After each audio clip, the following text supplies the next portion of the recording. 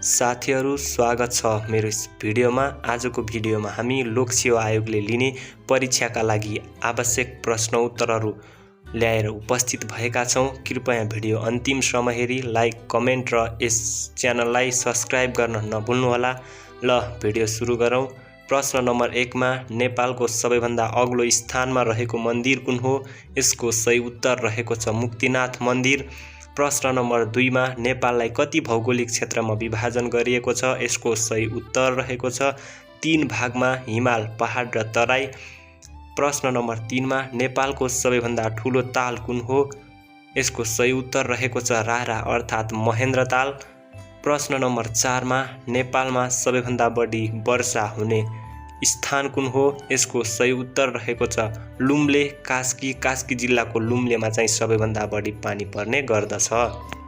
प्रश्न नम्बर 5 मा नेपालका कति जिल्लाले भारत र चीन कुनै देशलाई छोएका छैनन्?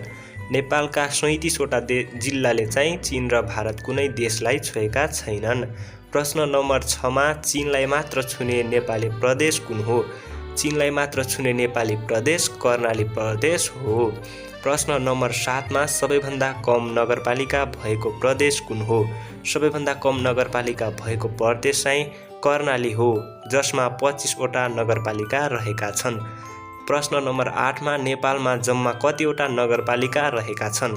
नेपालमा जम्मा 293 वटा नगरपालिका रहेका छन्, जसमा महानगरपालिका 6, उपमहानगरपालिका 11 र नगरपालिका 276 वटा रहेका छन्।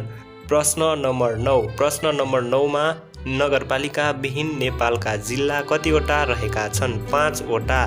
मनाङ, मुस्ताङ, हुम्ला, रसुवा र पूर्वी रुकुम।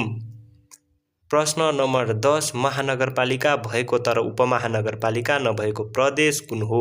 यसको सही उत्तर रहेको छ गण्डकी प्रदेश।